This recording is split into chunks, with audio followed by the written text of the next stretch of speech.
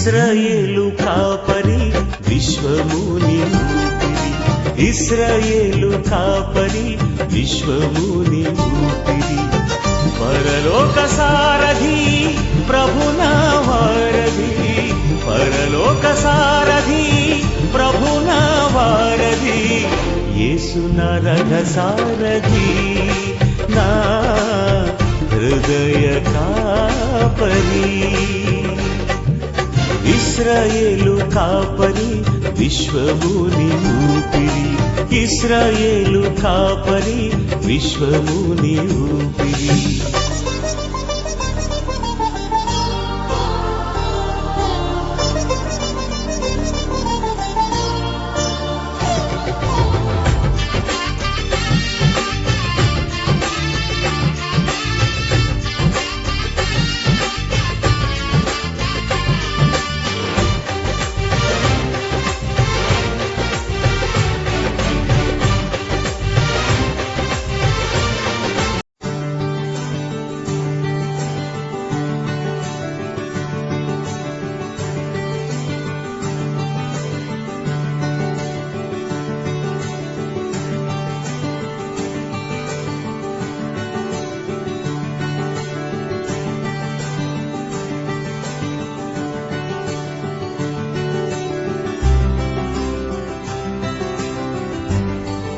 కొరింథీయులకు రాసిన 2వ పత్రిక 1వ అధ్యాయము 7 నుంచి 14 వచనాలు చదువుకుందాం. మీరు శ్రమలలో ఎలాగో పాలివారై ఉన్నారో అలాగే ఆదరణను పాలివారై ఉన్నారని ఎరుగుదుము. గనుక మిమ్మల్ని గూర్చిన మా నిరీక్షణ స్థిరమై ఉన్నది.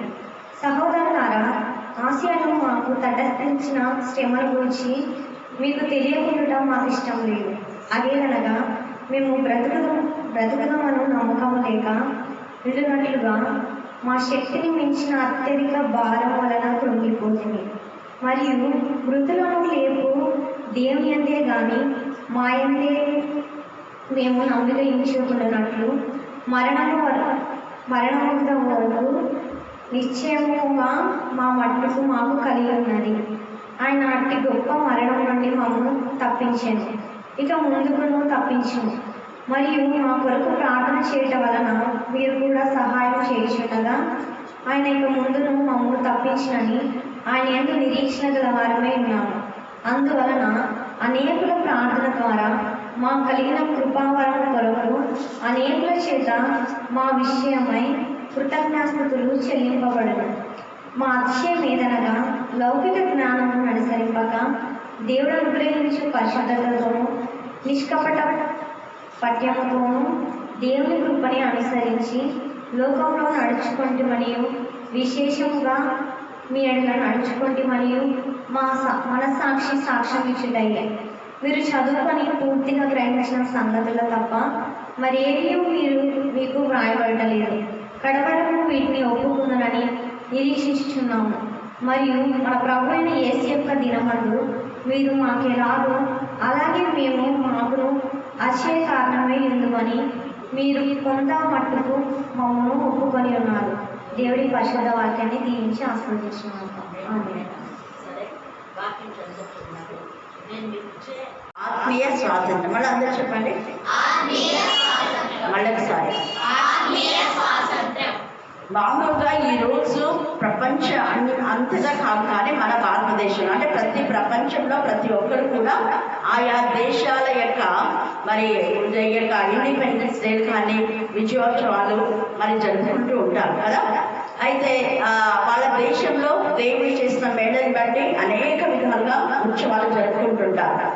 ఈ ప్రపంచంలో మానవ కోటి జీవించిన ఈ జీవితంలో మనం గత వారంలో చూస్తున్నాం, రక్త మాంసంలో దేవుని రాజ్యంలో స్వతంత్రించుకున్నాను లేరు.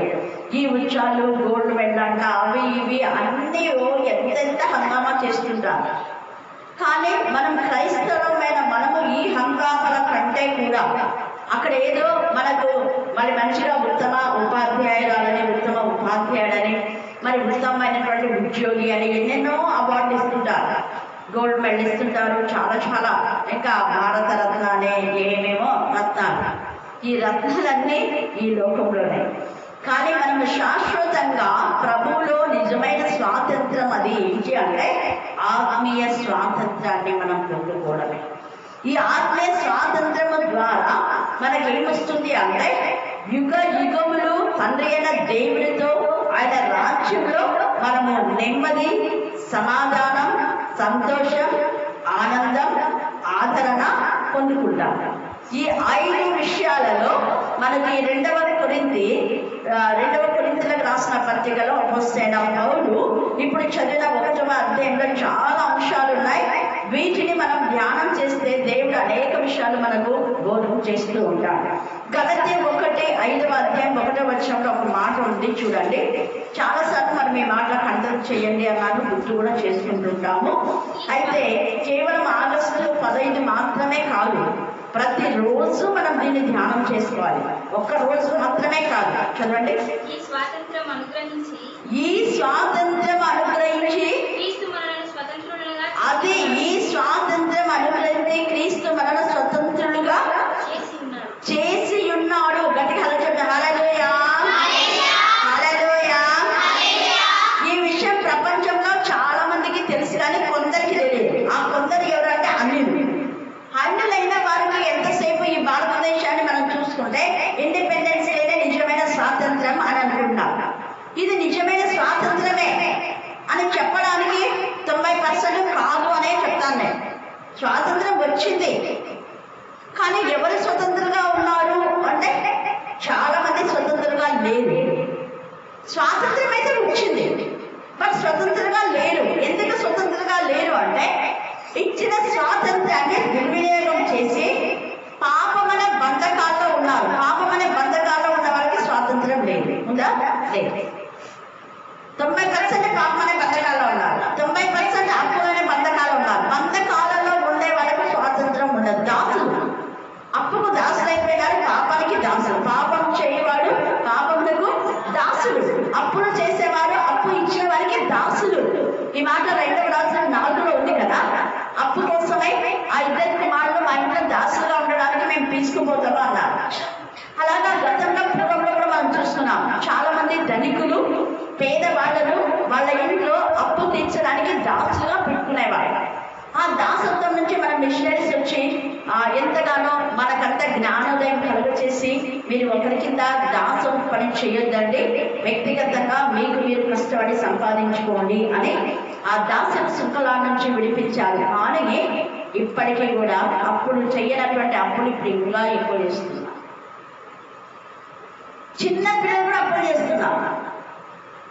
5వ తరగతి 10వ తరగతి జరిగేటోడు ఎందుకు రా వాడిని కొడుతున్నావు అంటే, మేడం నా దగ్గర మళ్ళీ ఇస్తానని 10 రూపాయలు తీసుకున్నా మేడం, మీకు ఇస్తున్నాను. చూడండి, అంటే బాల్య వయసులోనే ఈ అప్పులనే భయం చెప్పుకోవడం, అది ఎక్కడ స్వాతంత్రం ఉంది అటువంటి. ఇంకా అనేక రకాలుగా అప్పులు, పాపం అనే ఈ దాస్యంలో ఇంకొక మరి భయము పడేది లేదా దాస్యం అనేది ఇంకొకటి మనం చూసినట్లయితే అసలు స్త్రీకి చాలా మటుకు స్వాతంత్రం లేదు ఈ భారతదేశంలో.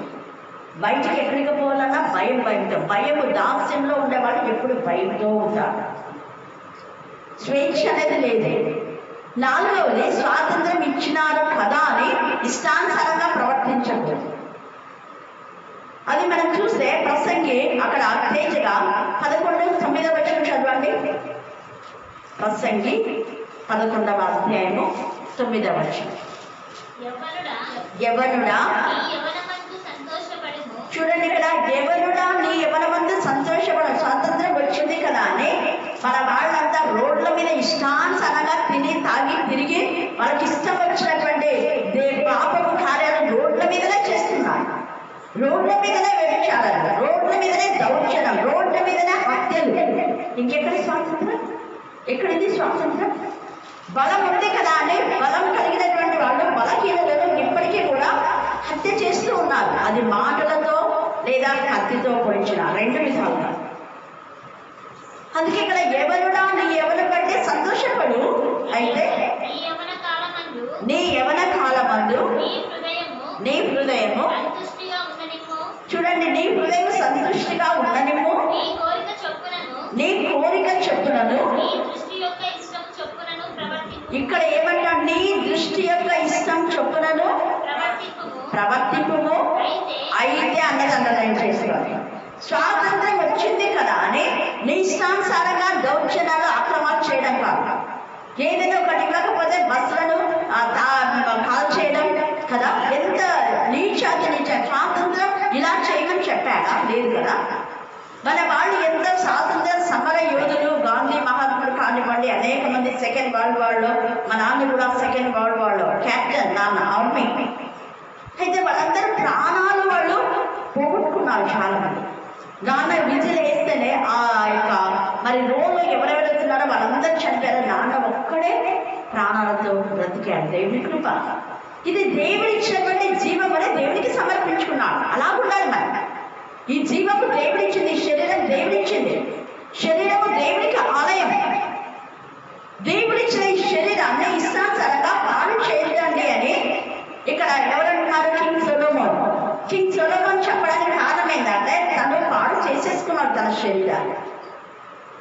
దేవుడి ఆలయం అని తెలిసి కూడా దేవునికి విరోధంగా యవన కాలంలో తన దృష్టి చొప్పున ఏమేమో చేసేసుకున్నాడు.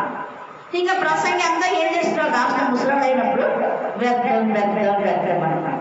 ఎప్పుడు వచ్చింది? ఈ ముసలి వయసు వచ్చినప్పుడు జ్ఞానం వచ్చింది. ముసలి వయసు వచ్చినప్పుడు ఇంకా జ్ఞానం వచ్చి అన్ని నేను అవి చేసినా ఇవి చేసినా అన్ని వ్యర్థమే వ్యర్థమే వ్యర్థమే వ్యర్థమే అన్నా. స్వాతంత్రం వచ్చింది, దాన్ని వ్యర్థం చేసుకుంటున్నావా? ఆత్మ స్వాతంత్రం ఇంకా ప్రాముఖ్యమైనది. అందుకనే మనకు ఇచ్చినటువంటి ఈ స్వాతంత్రాన్ని దుర్వినియోగం చేయకుండా మంచి పనులకు మన స్వాతంత్రాన్ని మనం వాడుతూ ఎవరు దాసంలో ఉన్నారో వారిని స్వతంత్రంగా చేయడానికి మనం ప్రయత్నించాలి. హల్లెలూయా, హల్లెలూయా, హల్లెలూయా. ఇప్పుడు గలతీ 5:1 దగ్గరికి రండి. మళ్ళీ అక్కడ యేసు ప్రభువు వారు మనకు స్వాతంత్రం ఇచ్చారు. నీకు స్వాతంత్రం వచ్చింది అని నువ్వు సంతోషపడితే, స్వాతంత్రం పొందుకున్న నీవు చేయవలసిన నెక్స్ట్ ముఖ్యమైన ప్రాముఖ్యమైన పని ఏంటంటే, ఎవరు పాపమనే దాస్యంలో ఉన్నారో వారిని పాపమనే దాస్యం నుంచి విడిపించడానికి నీ వంతు ప్రయత్నం నువ్వు చేయాలి. మన పెద్దలు ఎంతో పోరాటంతో చేసి స్వాతంత్రాన్ని ఎలా ఇచ్చారో నువ్వు కూడా ఆత్మల భారం కలిగి ఆత్మల స్వాతంత్రాన్ని నువ్వు పొందుకొని వేరే ఆత్మల సాధారణ బంధకాల నుంచి విడిపించడానికి వాళ్ళ కోసం మనం ఏం చేయాలంటే ప్రార్థన చేయాలి. అందుకే గలతీ 1లో ఈ స్వాతంత్రం యేసే ఇచ్చాడు. తర్వాత కాబట్టి స్థిరముగా నిలిచి, ఇది ఏమంటున్నాడు చూడండి, యేసు ప్రభువు నీకు స్వాతంత్రం ఇచ్చాడు. ఈ స్వాతంత్రం కాదు, ఈ స్వాతంత్రం దాన్ని దుర్మేగం ఆల్రెడీ చేశాడు. కానీ యేసు ప్రభువే మనల్ని స్వతంత్రంగా చేశాడు సాతాను బంధకాల నుంచి. ఆది కాండంలో పాపంలో బంధించబడిన మనల్ని స్వతంత్రంగా చేశాడు. ఆ స్వాతంత్రం చేయడానికి నిజంగా ఒక స్త్రీ అయినా తల్లి మరియ కారకురాలైతే అలాగా స్త్రీలనే బాధ పెడుతున్నారు ప్రస్తుతం సమాజం. అందుకే అయితే అన్నాడు, అయితే మీరు స్థిరముగా నిలిచి అదే కదా స్వాతంత్రం ఇచ్చాడు కదా, నీ ఇష్టానుసారంగా పాపం చేసి మళ్ళా దాసంలో పోతే ఏం ప్రయోజనం? అప్పుడు వాళ్ళు మిషనరీస్ వచ్చి మీరు అప్పులు చేయదండి అని మీరు కష్టపడి బాగా పని చేసుకోండి అని పాపం 50 ఎకరాలు ఇక్కడ ఇచ్చి సిద్ధం చేసుకొని బాగా కష్టపడండి అని ఇస్తే అప్పుడు ఇష్టానుసారంగా చేసుకుంటున్నారు. కానీ ప్రభువుని వాళ్ళు గణపరచడం లేదు. అన్నిలలో ఉన్నారు. అన్నిలు అసలు దేవుని యొక్క స్వాస్థ్యాన్ని అనుభవించకూడదు. అప్పుడు వాళ్ళందరూ కూడా అన్నిలుగా ఉన్న వాళ్ళందరూ క్రీస్తులోనే తీసుకొచ్చారు. యేసు ప్రభువులోకి వాళ్ళు వచ్చారు. క్రీస్తులోనే స్వాతంత్రం, యేసు నామంలోనే స్వాతంత్రం. యేసు నామంలోకి వాళ్ళని బాప్టిజం ఇచ్చి యేసు నామంలో వాళ్ళకు నిజంగా యాకోబు మారినందుకు యాకోబుకి ఇశ్రాయేలు అని దేవుడి పేరు పెట్టారు అని వాళ్ళకు మత్తయి, మలాకు, మాకు ఇవన్నీ పేర్లు పెడితే ఇప్పుడు ఏం చేస్తున్నారు? మళ్ళా ఎల్లయ్య, మల్లయ్య, పుల్లయ్య అని అన్యులమని చెప్పుకుంటున్నారు. అందుకే మళ్ళా దాసులకి పోవద్దండి అని గలతీ సంఘానికి అపోస్తలుడైన పౌలు రాస్తే మేము మళ్ళా దాస్యంలోకే పోదాము అని పోతున్నాం. ఇంకెక్కడ స్వాతంత్రం ఉంది? ఇండిపెండెన్స్ డే, ఎంత హంగామా! ఇక్కడ ఉంది స్వాతంత్రం. బాధాకరమైన విషయం. ఈ రాత్రి కాల సమయమందు ఏ దాస్యంలో ఉన్నామో ఆ దాస్యం నుంచి మనం విడుదల పొందాలి. అందుకే కాబట్టి యేసు ప్రభుత్వ ఈ స్వాతంత్రాన్ని మీరు మిస్యూజ్ చేయకుండా మీరు స్థిరముగా నిలబడండి. ఆ స్వాతంత్రంలో కష్టపడి పనిచేసుకోండి, కష్టపడి సంపాదించండి, ఒకరిపైన ఆధారపడద్దండి అంటున్నాడు. వ్యక్తిగత స్వాతంత్రాన్ని మీకు ఇచ్చాడు, దాన్ని మీరు స్థిరంగా నిలుపుకోండి అంటాడు. తర్వాత చదువు. దాస్యమును కాడి కింద చిక్కుకొనకుడి చూడుడి మీరు సున్నతి పొందిన ఎడల. చూడండి ఇక్కడ అంతా ఉంది, మీకు చాలా ఉంది, రాసుకోండి. అక్కడ సున్నతి అనే అప్పుడు ఉండింది కాబట్టి సున్నతి పొందకపోవడం కాదు. బ్యాప్టిజం తీసుకున్నంత మాత్రం నువ్వు క్రైస్తవుడు అయిపోవు. క్రీస్తుని స్వరక్షంగా స్వీకరించి బాహటంగా ఒప్పేసుకోవాలి, హృదయంలో విశ్వసించాలి, నోటితో ఒప్పుకోవాలి. ఎక్కడ ఒప్పుకుంటున్నాం మనం? లేదు. ఇంక ఇక్కడ అంతా గలతి 5 అంతా మీరు చదువుకోండి, చాలా విషయాలు ఉన్నాయి. ఇక్కడ మనకు టైం లేదు కాబట్టి చెప్తాను కదా. ఇప్పుడు అదే కొరింథీలకు కూడా అపోస్తలుడైన పౌలు రాస్తూ ఏమంటాడంటే, మేము ఆదరణ పొందుకున్నాం. అంటే ఎప్పుడు మనకు ఆదరణ వస్తుంది? దాస్యంలో లేకున్నప్పుడే. దాస్యం అనే కాడి కింద ఉన్న వాళ్ళకి ఆదరణ ఉండదా? ఉండదు. పాపంలో మగ్గే వాళ్ళకి ఆదరణ ఎప్పుడు ఉంటుంది? ఉండదు. మేము ఆదరణ పొందుకున్నాం. ఆ ఆదరణ పొందిన మేము మీకు కూడా ఆదరణ ఇవ్వడానికి శక్తివంతులమయ్యాం. ఎలాగా? Through the word of God, through the blood of Jesus. Yesu ప్రభు రక్తము ద్వారా, యేసు ప్రభు యొక్క నామంలో, ఈ యొక్క వాక్యంలో మీకు ఆదరణ మేము కలిగించాలని ఇష్టపడుతున్నాం. పొందుకోండి ఆదరణ, దాస్యంలో ఉండద్దండి. రండి, పాపం అనే కాడిని విరిచేయండి అని ఆహ్వానిస్తున్నాడు అపోస్తలుడైన పౌలు. నీతో నాతో మాట్లాడుతున్నాడు. ఏ దాస్యంలో నువ్వు ఉన్నావు? పాపంలో ఉన్నావా? అప్పుల్లో ఉన్నావా? మానసికంగా కృంగిపోతున్నావా? ఇంకా వ్యర్థమైన తలంపులైన దాస్యంలో 24 గంటల ఆలోచనలే ఉంటాయి. అది ఒక దాస్యమే, చెర. ఆ చెర నుంచి మనల్ని బంధవిగా చేయాలని దేవుడు ఆహ్వానిస్తూ ఉన్నాం. యేసు ప్రభు యొక్క స్వాతంత్రంలోకి మనం వచ్చామా? ఇలాగనే మనం ఊరికే కృంగిపోయి ఉంటే మన ఆత్మ కృంగిపోయి సాతాను వశం అయిపోయింది. ఎక్కువగా ఆలోచనలు వస్తే, ఎక్కువగా చెడు ఆలోచనలు వచ్చే వాళ్ళు ఆలోచించి చివరికి ఏం చేస్తారు అంటే సూసైడ్ చేసుకుందామనే ఆలోచన సైతం వేస్తుంది. అందుకే వాక్యం గురించి ఆలోచించాలి, వాక్యం గురించి తపన, వాక్యం గురించి దృష్ట, పరిశుద్ధమైన ఆలోచన, పరిశుద్ధమైన తలంపులు. ఈ దాస్యంలో మనం చిక్కుకోకూడదు. గలతి 5:19 అది దాస్యం ఉంది. ఆ దాస్యం నుంచి వేరైపోయి గలతి 5:22 మనం రావాలి. ప్రేమ, సంతోషం, సమాధానం, దీర్ఘశాంతం, దయాళత్వం, మంచితనం, విశ్వాసం, సాత్వికం, ఆశ, నిగ్రహం. నీకు ఆశ ఉంది, నిగ్రహణ శక్తి కూడా ఉండాలి. ఎప్పుడెప్పుడు దేవుడు ఉద్యోగం ఇవ్వలేదు అని ఒక రోజు 2 రోజులు ఉపవాసం ఉండి ఉద్యోగం రాలేదని మళ్ళీ బాధపడ్డా కాదు. రోగం వచ్చినప్పుడు దేవుడి సన్నిధికి రావాలి, బాగున్నప్పుడు దేవుడే మనకి రాడు. ఉద్యోగం వచ్చిందంటే దేవుడు మనకి రాడు. ఉద్యోగం వచ్చే వరకు దేవుని సన్నిధి, పిల్లలు పుట్టే వరకు దేవుని సన్నిధి, పిల్లలు పుట్టినాక రాదు. ఎందుకంటే పిల్లలు ఆటంకం అంటారు. దేవుడి తప్పు, మనది కాదు తప్పు. ఎందుకు? దేవుడు అదే అంటాడు, నాదేలేమో తప్పు, మీదేం తప్పులా. అప్పుడు పిల్లలైనా ఒకటే ఏడ్చి కన్నీరు కాస్తుంది. ఇప్పుడు పిల్లలైనారు, పిల్లలు ఆటారు. నాది తప్పమ్మ, మీది ఏం తప్పు లేదు నాయన. ఉద్యోగం లేదు, ఉపవాసం ఉండి ఎంతగా కన్నీరు కాచి ఏడ్చి గుండె పగలలా ఏడ్చినారు.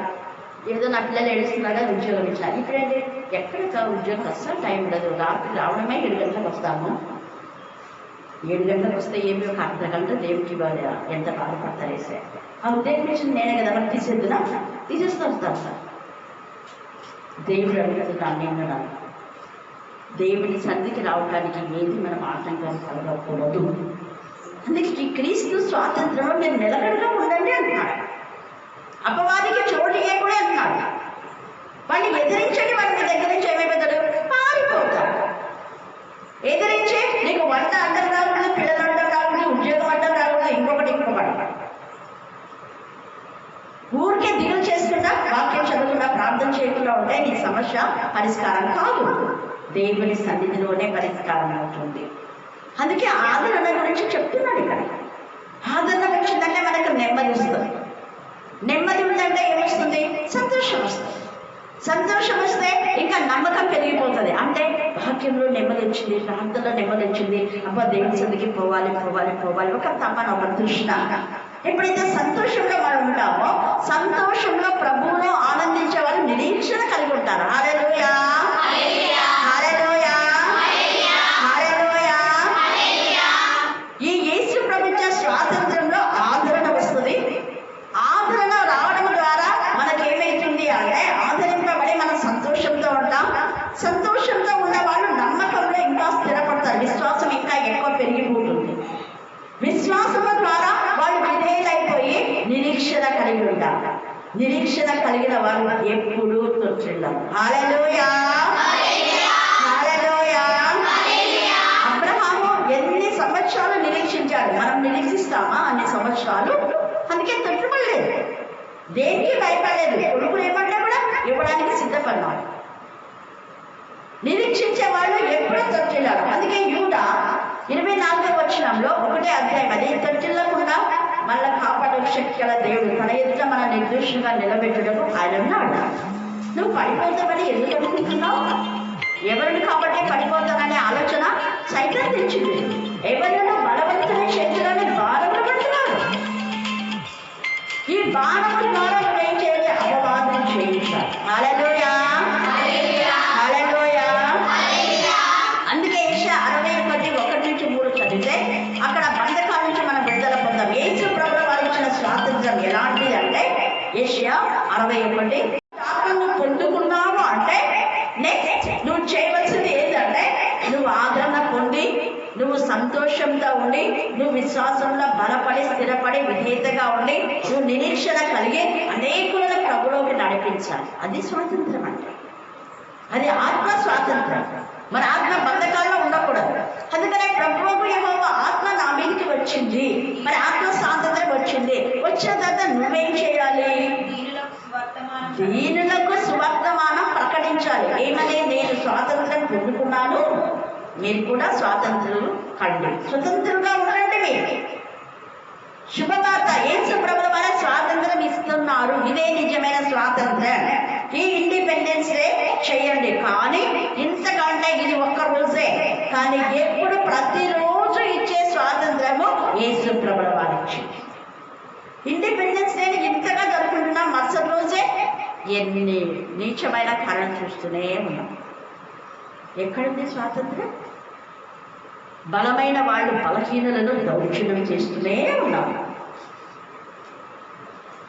అందుకనే ఇక్కడ అంటున్నాడు కదా, బీదలకు సువార్త ప్రకటించండి. వాళ్ళకు తెలియదు చెప్పాలి, యేసులోనే స్వాతంత్రం, భయపడుతుంది. ఇంకా యెహోవా నన్ను అభిషేకించ, ప్రతి ఒక్కరు నన్ను అభిషేకిస్తే నువ్వు నెక్స్ట్ ఆ దైవజనుల మిషనరీస్ అంతా రావడానికి కారణం అదే. బీదలకు సువార్త ప్రకటించమన్నారు కాబట్టి ఎక్కడ కార్నర్ ఏరియాస్ పేదవాళ్ళు ఎక్కడున్నారు అని వెతుకొని ఈ గురువులకు వచ్చారు. ఇంత దూరం వాళ్ళు ఎక్కడ, మనం ఎక్కడ? మరి మనము కనీసము గూడూరు దాటి కర్నూలు దాటన్నా పోయి వాక్యం చెప్తున్నామా? సరే, నీ ఇల్లు దాటి నీకు తెలిసే వాళ్ళు పనికి పోతావు ఒక 5 కిలోమీటర్లు, ఒకవేళ ఒక 2 మైళ్ళ కిలోమీటర్లు. ఆ 2 మైళ్ళ కిలోమీటర్లు పోయినప్పుడన్నా నువ్వు చెప్తున్నావా? వాళ్ళు అన్ని కిలోమీటర్లు దాటొచ్చి మనం చెప్పినారు. మనకి యేసయ్య స్వాతంత్రం గురించి వారు తెలియజేస్తే, మరి యేసు ప్రభువే నిజమైన స్వాతంత్రం ఇచ్చేదని ఎంతమందికి మనం చెప్తున్నాం? చూడండి ఎంత బాగా చెప్తున్నాడు ఇక్కడ. ప్రభువుకు యెహోవా ఆత్మ నా మీద ఉంది కాబట్టి బీదలకు సువార్త ప్రకటించుడి. తర్వాత నలిగిన హృదయాలకు దృఢపరచాలి. అది నలిగిన హృదయం అంటే బంధకాల్లో ఉన్నాం, స్వాతంత్రం లేదు వాళ్ళకు, నలిగిపోతా ఉన్నాం.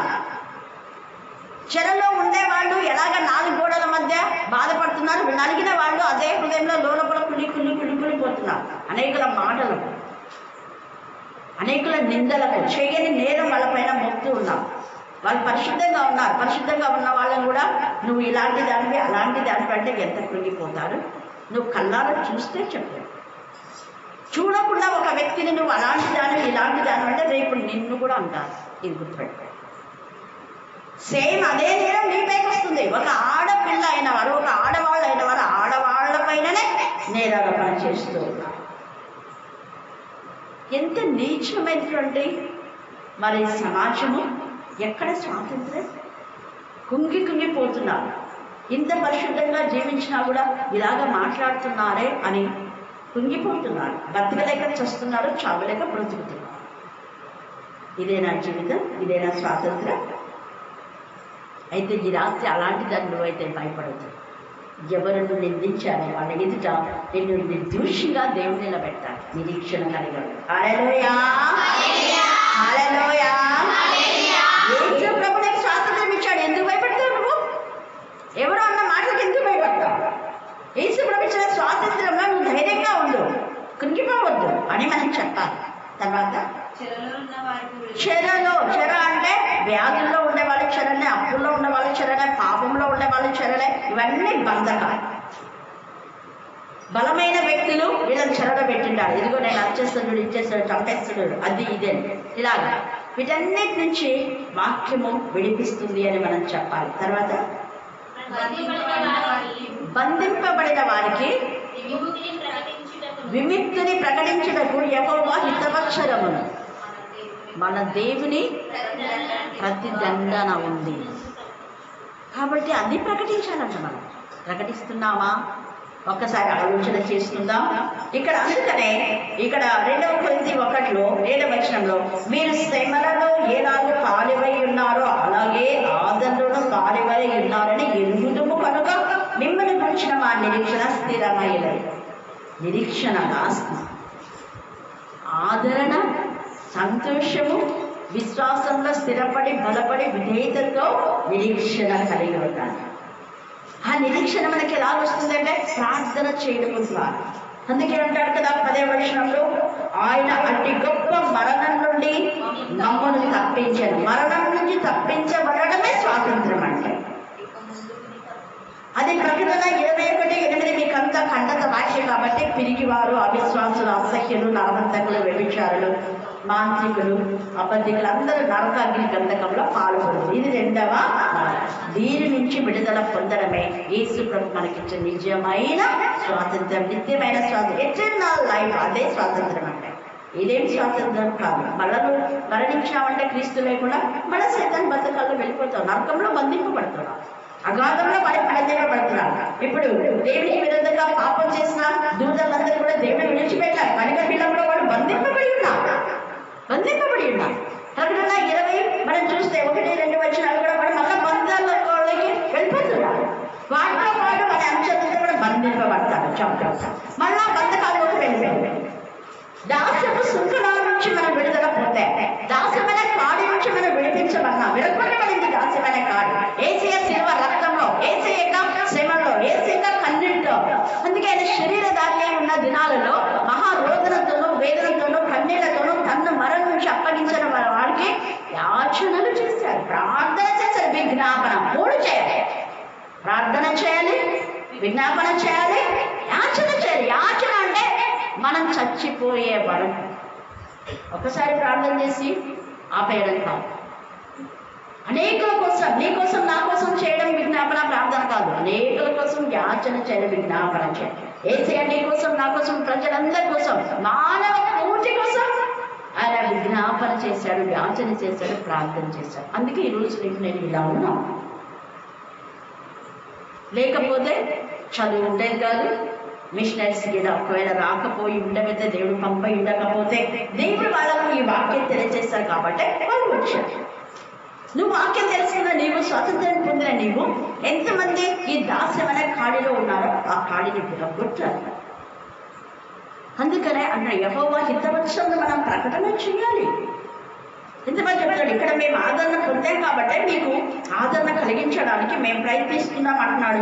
8వ సహోదరులారా, ఆసియాలో మాకు తటస్థించిన శ్రమల గురించి మీకు తెలియకుండా మాకు ఇష్టం లేదు. మేము బాగా లగ్జరీస్గా ఉన్నామని అనుకుంటున్నారా? ఎన్నో శ్రమలు పొంది మీకు వచ్చి వాక్యం చెప్తున్నాను. నీకేమక్క సలమక్క బాగా చెప్తావు, ఏం పని కావట్లేదు అని మీరు అనుకుంటున్నారు. రోజు నేను ఎంత పని చేస్తానో అక్కడ దేవుడు చెప్తాను. కామ్గా నేను ఎప్పుడు ఉన్నాను. ఈ వయసులో కూడా ఏ పని నేను కావాలైతే ఒక 5,000 ఇచ్చి ఎవరినైనా పెట్టుకోవచ్చు కదా, పెట్టుకోండి. ఎందుకు అంటే దేవుడు నన్ను లెక్క అడుగుతాడు. కాలు చేతులు ఇచ్చింది ఎందుకు? ఎవరో సర్వెంట్ చేసిపోతే అది తృప్తి కాదు, అది ఆశీర్వాదం కూడా కాదు. ఆమె చేస్తే ఆమెకు వస్తుంది, ఆమెకు డబ్బులు వస్తాయి, బ్లెస్సింగ్స్ కూడా వస్తాయి. బట్ మనం చేసుకుంటే మనకు ఆశీర్వాదం.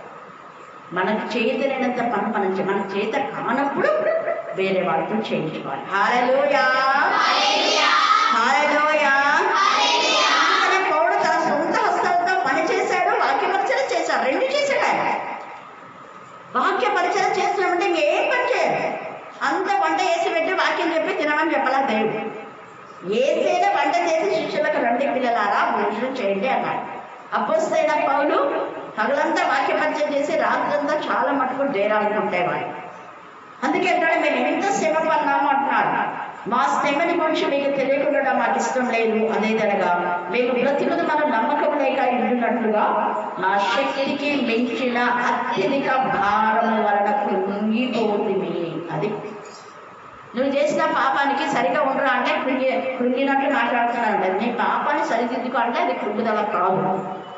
దొంగలు 4 ఏళ్ళు వేస్తున్నాడు చేస్తే అంటే వాడు మారడం కోసమే ఇస్తున్నాడు, అది కృంగడం కాదు.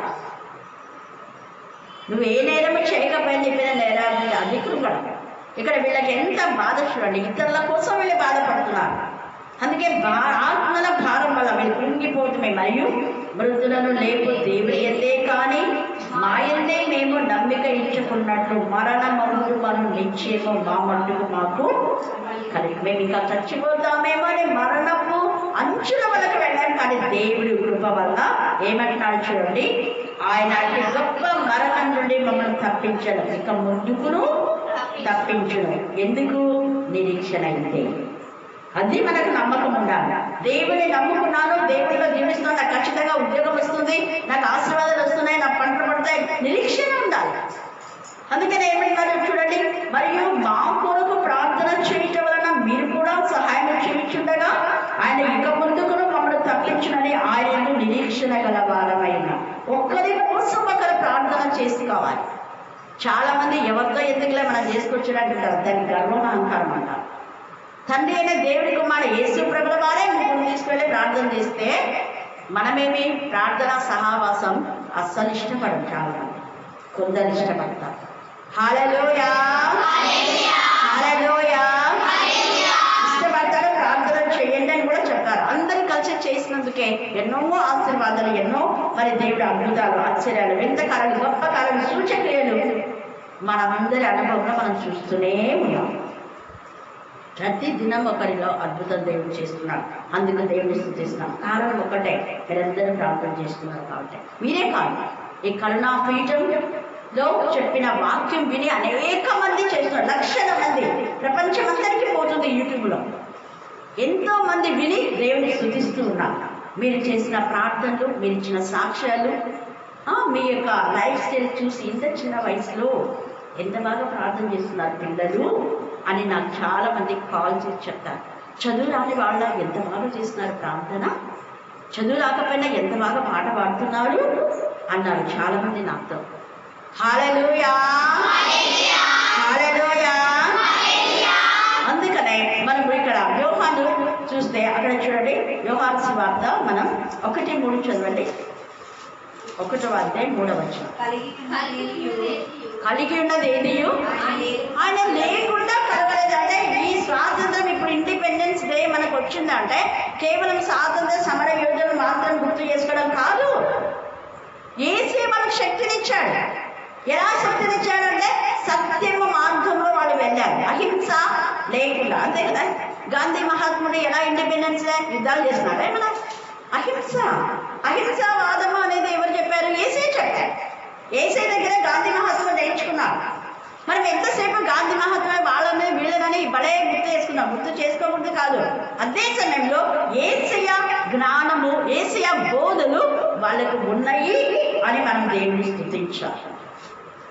అందుకని ఇది లౌకిక జ్ఞానం గురించి కాదు. 12వ వచనం, మా అతిశయం ఏమిటనగా లౌకిక జ్ఞానం అనుసరింపక దేవుడు అనుగ్రహించు అది పరిశుద్ధతనే నిజమైన స్వాతంత్రం. దేవుడు అనుగ్రహించిన స్వాతంత్రం ఏంటి అంటే పరిశుద్ధత. హల్లెలూయా. పరిశుద్ధతలోనే ఆదరణ, పరిశుద్ధతలోనే సంతోషం, పరిశుద్ధతలోనే నిజమైన విశ్వాసం. పాపం చేసేవాడు విశ్వాసం నుంచి తొట్టుపడతాడు. విశ్వాసంలో స్థిరపడాలి అంటే పరిశుద్ధులుగా ఉండాలి. పరిశుద్ధులుగా ఉన్నవాడే విశ్వాసం విశ్వాసంలో స్థిరపడి బలపడి విధేయత కలిగి నిరీక్షణ కలిగి ఉంటారు. అప్పుడు దేశంలో స్వస్థపరుస్తా ఉంటారు దేవుడు. జనులు తాము తగ్గించుకొని తమ ప్రవర్తన సరిదిద్దుకొని నాకు ప్రార్థన చేస్తే నేను ఎందుకు వారి ప్రార్థన విని దేశంలో స్వస్థపరచను అని మనకి క్వశ్చన్ చేస్తున్నాను తండ్రి అనేది. అలా చేసి స్వస్థపరుస్తాను దేశమే, నేను ఒక్కదాన్ని కాదు, ఈ దేశమే బాగైపోయింది. అందుకనే యేసు ప్రభుల వారి ద్వారా అన్నది ఎప్పుడు మనం మర్చిపోదు. కీర్తన మనం చూస్తే 37 ఒకటో వచనం చదవండి. కీర్తన 37 అలాగే పెట్టుకోండి. చాలా వచనాలు అక్కడ దేవుడికి మహిమకరంగా ఉన్నాయి. మనకు చెడ్డవారిని చూసి వెసల పడుకుము. చెడ్డవారు ఉంటారు, వాళ్ళని చూసి మనకు వ్యసనం అనేది వద్దు. తర్వాత 5వ వచనం, నీ మార్గంను అది మనం యెహోవాకు అప్పగించాలి. స్వాతంత్రం ఉంది కదా అని ఇష్టానుసారంగా చేయడం కాదు. అందుకే సామెతల్లో ఏమని రాయబడినది, ఒకరి ఎదుట సరిగ్గా కనపడే మార్గం కలదు 14.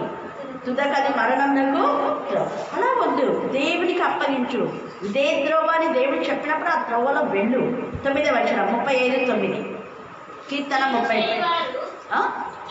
కీడు చేయవారు అదే కీడు చేయవారు నిర్మూలం అవుతారు. కాబట్టి కీడు చేసేవారి గురించి కృంగిపోయి ఎందుకు ఆ యొక్క ఆలోచనలు అనే దాసంలో కృంగిపోయే దాసంలో నువ్వు ఎందుకుంటా? ఏసే పైన ఆధారపడు, స్వతంత్రాలుగా ఉండు. చింత దిగులు దేవుడి పైన వెయ్యి. చింతించొద్దు, చింతడం ద్వారా ఏం చేయలేదు. అందుకే కీడు చేసే వారికి తగింది దేవుడే ఇస్తాడు. తర్వాత 10వ వచనమా, యెహోవా కొరకు కనిపెట్టుకుని వారు. చూడండి ఎంత బాగా చెప్తున్నాడు. మళ్ళీ చదవది, యెహోవా కొరకు. మళ్ళీ చదవమా,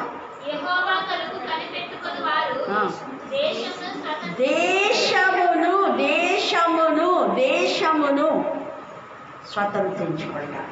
అది స్వాతంత్రం, అది నిజమైన స్వాతంత్రం.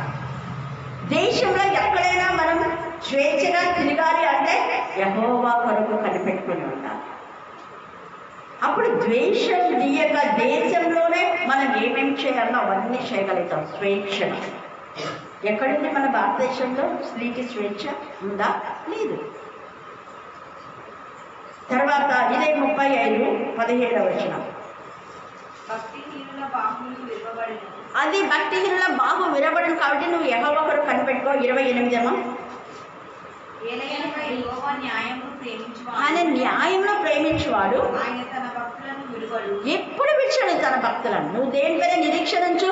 నిరీక్షణగా ప్రార్థన వలన ఎంత నిరీక్షణ ఉంది పౌలుకు, నీకు కూడా నిరీక్షణ ఉండాలి. పరిశుద్ధతను కాపాడుకో అంటున్నాడు ఇక్కడ. తర్వాత మనం చూస్తే 30 కీర్తన 5, రాత్రి వేళ ఏడుపు వచ్చి సాయంకాలంలో ఉండినా ఉదయం సంతోషం ఉండక. ఖచ్చితంగా ఒకరోజు దేవుడికి కావాల్సిన ఆనందాన్ని సంతోషాన్ని ఇస్తాడు. తర్వాత ఇక్కడ మనం చూస్తే దినవృత్తాంతంలో 27:15 చదువుకోండి. దినవృత్తాంతం 33:20 చదువుకోండి. యోవేలు 2:21 కూడా మీరు చదువుకోండి. ఇప్పుడు సమయం లేదు కాబట్టి మనం పరిశుద్ధతలో నిష్కాపట్యంతోనూ దేవుని కృపనే అనుసరించి లోకంలో నడుచుకుంటే మరియు విశేషంగా మీ ఎడలను నడుచుకుంటే మరియు మా మనస్సాక్షి సాక్ష్యం ఇచ్చుటయే మీరు చదువుకొని పూర్తిగా గ్రహించాలి. అందుకే మీకు ఇందాక చదవండి అని బాగా చదివితే గ్రహిస్తారు. పైపైన చదివితే గ్రహింపు అనేది ఉండదు. మీరు చదువుకొని గ్రహించిన సంగతులను తప్ప మరేమీ మీకు రాయట్లేదు. కడవరకు వీటిని ఒప్పుకొందురని నిరీక్షించుచున్నాం. మరియు మన ప్రభువైన యేసు యొక్క దినమందు మీరు మాకేలాగో అలాగే మేము మీకును అతిశయ కారణమై ఉంటుమని మీరు కొంత మట్టుకు మమ్మను ఒప్పుకొని ఉన్నారు. మన అతిశయ క్రీస్తులోనే, యేసు ప్రభు యొక్క స్వాతంత్రంలోనే నిజమైన అతిశయం. దేవుడు ఈ లేఖన భాగాన్ని దీవించి ఆశీర్వదించుగాక. ఆమేన్, ఆమేన్, ఆమేన్. ముఖ్య ఘనమైన శ్రేష్టమైన కృపమైన పాలన స్థితిని స్పష్టం చెల్లించుకుంటున్నాను. నా ప్రభావ పోయిన సోమవారం నుంచి ఈ సోమవారం వరకు మమ్మల్ని కాచి కాపాడినారు. అందరూ బట్టి మీకే స్థితిని స్వచ్ఛం వేసా. ఇంతవరకు మమ్మల్ని రప్పించినారు. అందరూ బట్టి మీకే స్వచ్ఛం వేసా. ఇప్పుడు ఉన్నటువంటి మెసేజ్ నా ప్రభావ మేము విని విడిచిపెట్టక మా హృదయాల్లో నాటుకొని నా ప్రభా దాని అనుసారంగా మేము నడిచిన సహాయం దయచేయండి ఏసయ్యా. మీకే స్తోత్రం, మీకే స్తోత్రం, మీకే స్తోత్రం ఏసయ్యా. ఇంతమంది అయితే నా ప్రభా ఈ సమయంలో నా ప్రభా ఇలాగ ప్రేర్ పెట్టుకుని ఉన్నారు నా ప్రభా, వాళ్ళందరికీ నా ప్రభా మంచి జ్ఞానాన్ని దయచేసి నా ప్రభా మీకే స్తోత్రం, మీకే స్తోత్రం, మీకే స్తోత్రం, మీకే స్తోత్రం ఏసయ్యా. ఎంతోమంది నా ప్రభా ఈ సమయాన్ని చూడక నా ప్రభా మట్టికి మన్న అయిపోయినారు నా ప్రభా, వాళ్ళందరినీ జ్ఞాపకం తెచ్చుకోలేసే మీకే స్తోత్రం ఇస్తే మేము టైం వేస్ట్ చేసుకోకున్నాను నా ప్రభా మీ వాక్యాన్ని చదివి గ్రహించడం సహాయం దయచేయండి ఏసయ్యా. మీకే స్తోత్రం, మీకే స్తోత్రం ఏసయ్యా. మీరు తీర్పు అడిగినప్పుడు మేము నా ప్రభా మీ లెక్కకు నా ప్రభా మీరు సమాధానం చెప్పడం సహాయం దయచేయండి ఏసయ్యా. మీకే స్తోత్రం, మీకే స్తోత్రం. ఎంతమంది అయితే నా ప్రభా అనారోగ్యంతో బాధపడుతున్నారు నా ప్రభా, వాళ్ళందరికీ కూడా మంచి ఆరోగ్యం దయచేయండి ఏసయ్యా. మీకే స్తోత్రం ఏసయ్యా. ఈ సమయంలో నా ప్రభు ఎంతమంది నా ప్రభు ప్రార్థన చేస్తున్నారో వాళ్ళ ప్రార్థన అంతటికీ మీరు జవాబు దయచేయండి ఏసయ్యా. మీకే స్తోత్రం, మీకే స్తోత్రం, మీకే స్తోత్రం, మీకే స్తోత్రం ఏసయ్యా. చదువుకునే వాళ్ళకు నా ప్రభు మంచి జ్ఞానాన్ని దయచేయండి ఏసయ్యా. మేము ఈ లోక జ్ఞానం కాకుండా నా ప్రభు పైన వచ్చే జ్ఞానాన్ని నా ప్రభు ఆస్వాదించడం సహాయం దయచేయండి ఏసయ్యా. మీకే స్తోత్రం ఏసయ్యా. మాకు పైన వచ్చే జ్ఞానాన్ని దయచేయండి ఏసయ్యా. మీకే స్తోత్రం, మీకే స్తోత్రం, మీకే స్తోత్రం ఏసయ్యా. మేమందరం బాగా చదువుకున్నాం సహాయం దయచేయండి ఏసయ్యా.